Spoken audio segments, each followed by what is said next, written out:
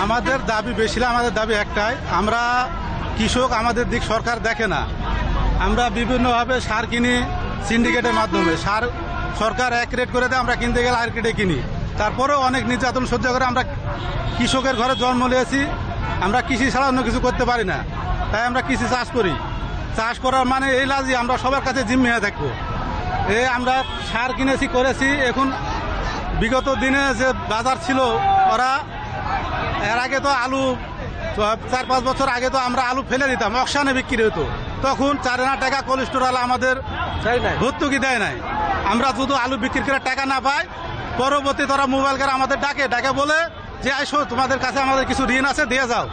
তারপরে ওরা ছাড় দেয় না, আলু বিক্রি করে দেয়, তারপরে ঋণ চায়। এত নির্মম করে ওরা আমার সাথে। সরকার আমার পাশে আসে না। বিগত দিনে হয়তো আলুর দাম দুই এলাকা মার ছিল, ওই জন্য রাজশাহীর কৃষক টাকা পেয়েছে।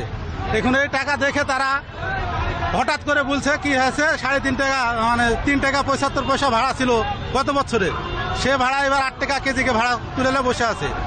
এই ভাড়া যদি ওরা আমাদের মাথার উপর চাপায় দেয়, তা আমরা তো কিছু পাবো না। এবার তো এমনি আমাদের কৃষকের লস হবে। আলু বেশি চাষ করেছে কৃষকে, বিষের দাম বেশি, সারের দাম বেশি, 25 থেকে 30 টাকা কেজিকে ভিআইপি পড়ছে আমাদের।